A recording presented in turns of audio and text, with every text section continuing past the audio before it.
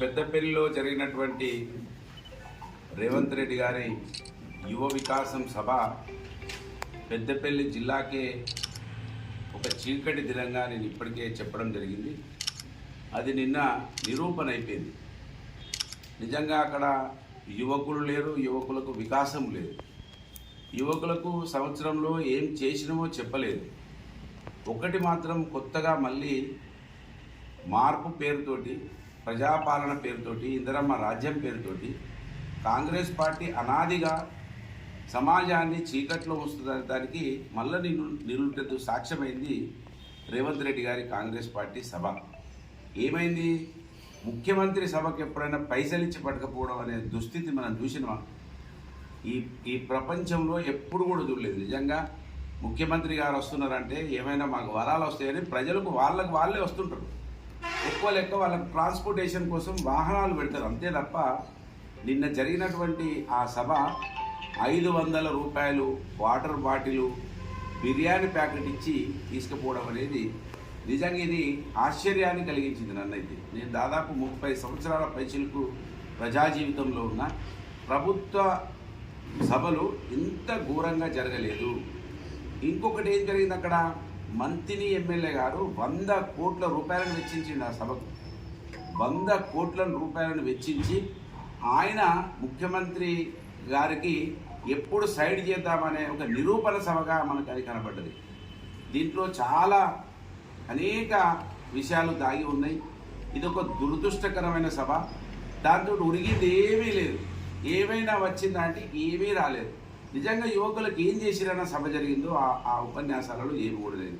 ఓ road ఇచ్చినవన్నారు, ఓ బంగలు ఇచ్చినవన్నారు. ఆ బంగళలతోటి, ఆ రోడ్లతోటి అంత పెద్ద సభ ఏమో అవసరం? 50 పడకల ఆసుపత్రి శాంక్షన్ ఇవ్వడానికి అంత పెద్ద సభ అవసరమా? 100 కోట్ల రూపాయలు పెట్టడం అవసరమా? ఈ సభ మళ్ళీ నిజంగా యువకులకు ఏం చేయలే కానీ పెద్దపల్లి జిల్లాలో ఉన్నటువంటి ప్రైవేట్ పాఠశాలను బంద్ పెట్టి వాళ్ళ బస్సులన్నీ కూడా తీసుకున్నారండి నా సభ కోసం.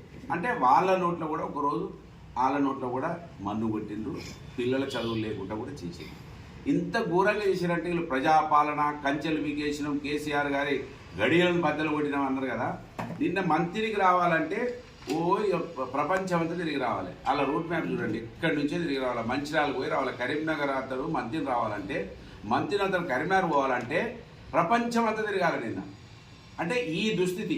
అంటే ఇంత భయం ఎందుకు మీకు? ఇంత రూట్ ప్రధానమంత్రి వస్తే కూడా ఇంత పెద్ద ఎత్తున రూటును మార్పిడి చేసినటువంటి దాఖలాలు లేవు. అంటే ఒకవైపు ప్రజలతోటి మాకు ప్రమాదం పొంచి ఉన్నదని భయపడుకుంటూనే ఈ ప్రజల దాడి నుంచి బయటపడడానికి 100 కోట్ల రూపాయలు ఖర్చు పెట్టి ఈ మీటింగులు పెడతా ఉన్నారు. అంటే ఏమీ చేయలేదని వాళ్ళే ఒప్పుకున్నట్టుగా మనకు అర్థమవుతా ఉన్నది. నాకే ఒక 100 మంది ఫోన్ చేశారు. అన్న డబ్బులు ఇస్తా అంటారు, పొమ్మంటావా అంటే డబ్బులు ఇస్తే ఎందుకు అర్థనాలే పోవాలని నేను చెప్పిన. ఇది నిజం కాకపోతే నేను ఈ రాజకీయాలలో ఇంకొకసారి రాజకీయాలను నిలబడ. ముఖ్యమంత్రి సభకు డబ్బులు ఇచ్చి, క్వార్టర్లు ఇచ్చి, బిర్యానీలు ఇచ్చి ఎవరైనా తీసుకుపోతారా? ఇంత అన్యాయం ఉంటుంది అసలు.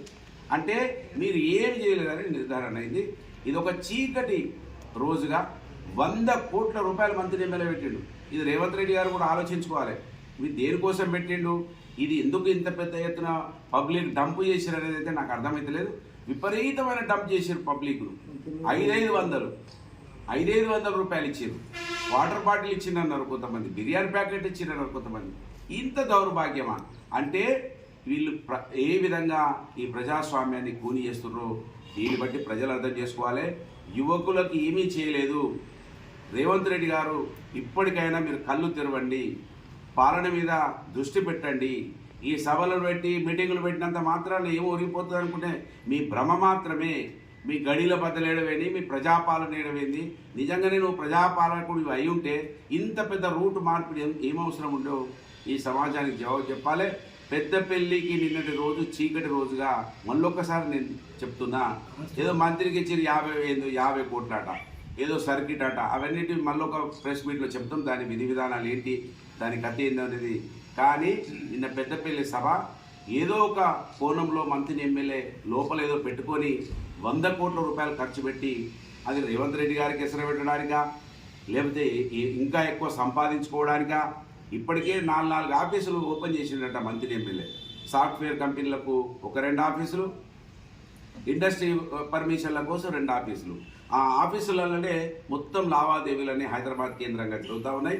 1000 కోట్లు సంపాదించుకోవడానికి కోసం ఈ బలనిరూపణ జరిగిందా, లేదా కుర్చీ గుంజుకోవడానికి, రేవంత్ రెడ్డి గారి కుర్చీ గుంజుకోవడానికి కోసం ఈ బలనిరూపణ జరిగిందా తప్ప ఇది ప్రజలకు ఒరిగింది ఏమీ లేదు. ఇది పెద్దపల్లి జిల్లాకే నిన్న భూకంపం కూడా వచ్చింది. రేవంత్ రెడ్డి అడుగు పెట్టబోతున్నా మొత్తం అదిలిపోయింది మంత్రి ప్రాంతం అంతా. దాదాపు ఈయన ఎఫెక్ట్ కరీంనగర్ దాకా కూడా పడ్డది. భూకంపం అలలు కరీంనగర్ దాకా కూడా వచ్చినట్టుగా నిన్న మనకు మీడియా ద్వారా కూడా మనం చూసినాం. కనుక రేవంత్ రెడ్డి గారి సభను నేను తీవ్రంగా వ్యతిరేకిస్తున్నా, ఆక్షేపిస్తున్నా. ఒక చీకటి ఈ పైసల సంస్కృతి మంత్రి ఎమ్మెల్యే ఎట్లా మొదలుపెట్టిండో కాంగ్రెస్ పార్టీ మొత్తం అదే విధానాన్ని అవలంబిస్తూ ఉన్నది. ఓటు వస్తేనే నోట్లు పట్టుకుని వచ్చేది ఇవాళ, కానీ ఇవాళ నిన్న మీటింగ్కు కూడా పైసలు ఇచ్చింది. ఇది దౌర్భాగ్యమైనటువంటి విషయంగా నేను తెలియజేస్తూ మీ అందరికీ కూడా ధన్యవాదాలు. జై తెలంగాణ.